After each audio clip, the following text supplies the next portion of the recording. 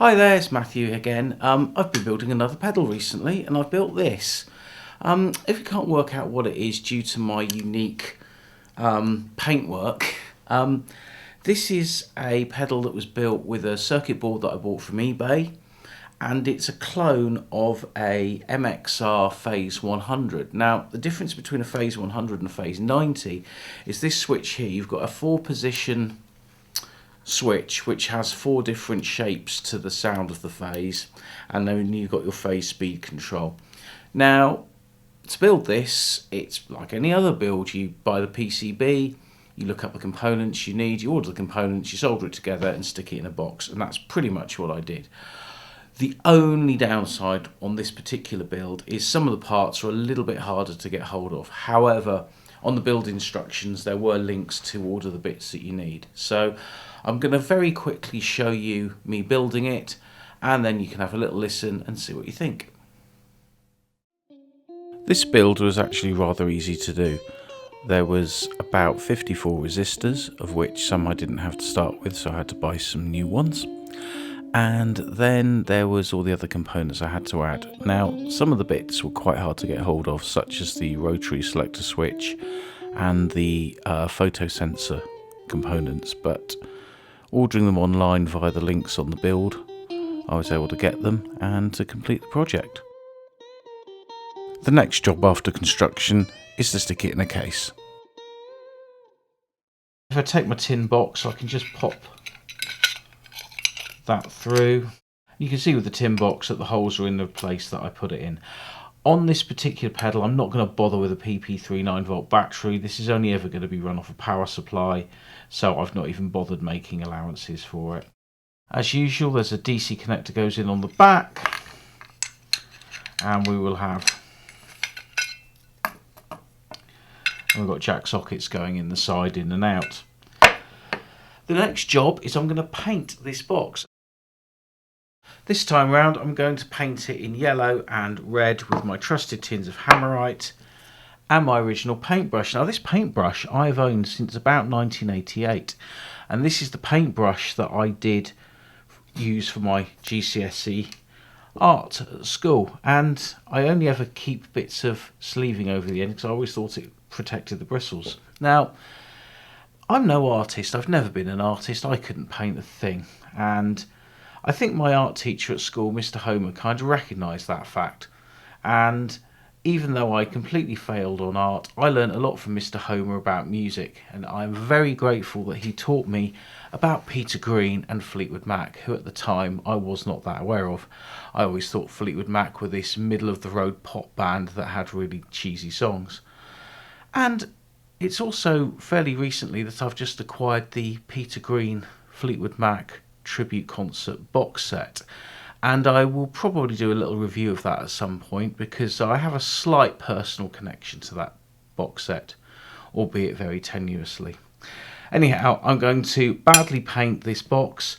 I may even add some black to it as well, I'm not sure yet, but I'm just going to stick with the yellow and the red at the moment. Well, I've changed my mind already, and I have decided to go along with a base coat of black.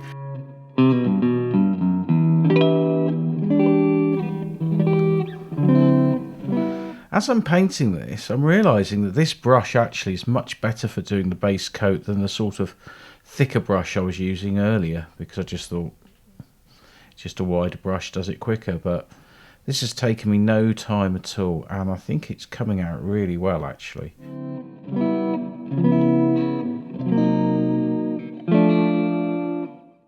Okay, well, I've painted the top and the bottom in black.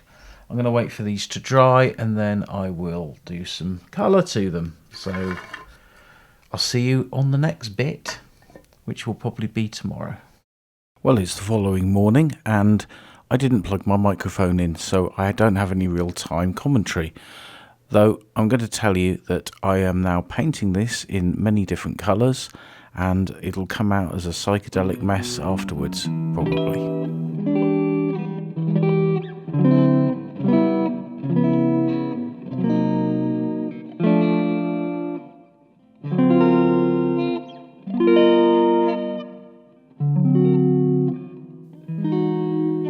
Before I do the big reveal, I just thought it was worth pointing out that when you make a pedal like this, it's always a good idea to check where the board's going in relation to the jack sockets. If you randomly drill holes in the side of a pedal, you might often come unstuck and put the jacks in the wrong place, as I have done here.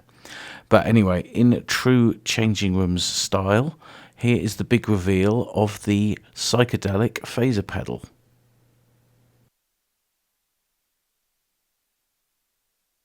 Okay, this is the box, and I'm going to dial it round to position 1. So this is the first position of the 4 positions for this phaser.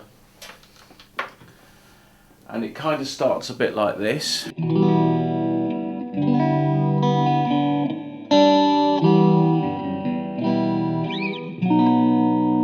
then you can wind in the speed.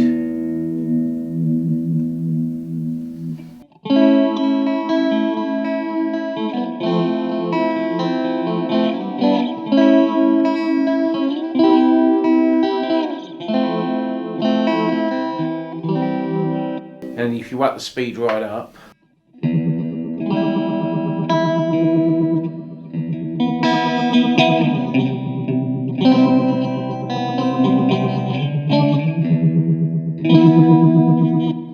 and that speed is the same on all 4 positions, so whichever sound you go for, you can get it up to that kind of speed. So I'm now on position 2.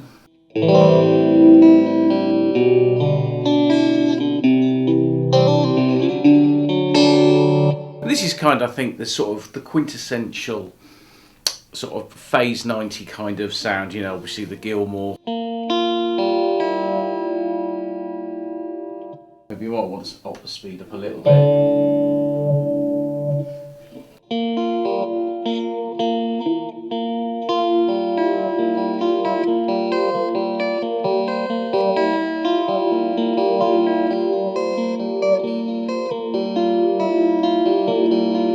Go something like that anyway.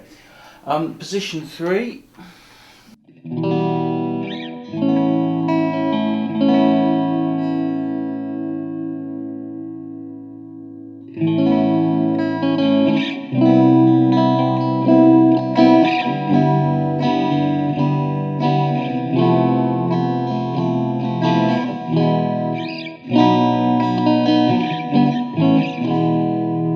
And position 4.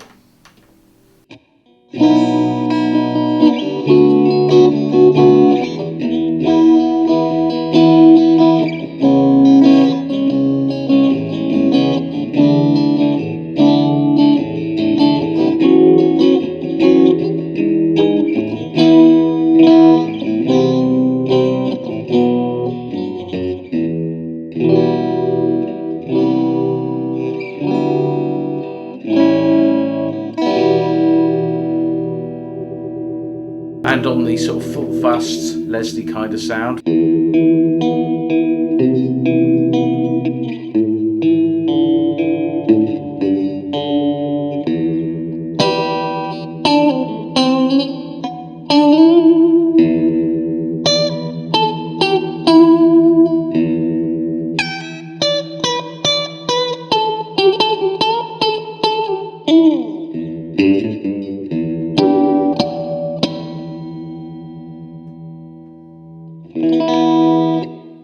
Yeah, I think this particular pedal sounds exactly what it's a clone of, the MXR Phase 100. Would it be a good pedal for first build? Probably not, because some of the components in it are quite expensive. The opto couplers, they're about £7 each. I had to order the rotary switch from China because they were the only place that sold it, so I had to wait for that for a while. I mean, you're probably looking about 50 quid to build this pedal, because there's a lot of just 6 chips in it, and I put all the chips in holders as well, just because it was a neater way of doing it. and there were 54 resistors in it. And so if you don't have any resistors and you're buying all the values in packs, well, you know, you're probably looking at 10 or 15 quid. But then once you buy like 100 resistors for like £1.49, you can use them in lots of other projects. So as you build pedals, you can build up a stock of parts so that when it comes to building something new, you know the basics like capacitors and resistors you've already got. So it's only the case of, you know, maybe some chips or some transistors if you don't already have them. And then you can just be happily making away pedals. So anyway, I hope you enjoyed this little video. And if you do, please like and subscribe. Please share on your social media networks. And hopefully I will see you very soon with another video.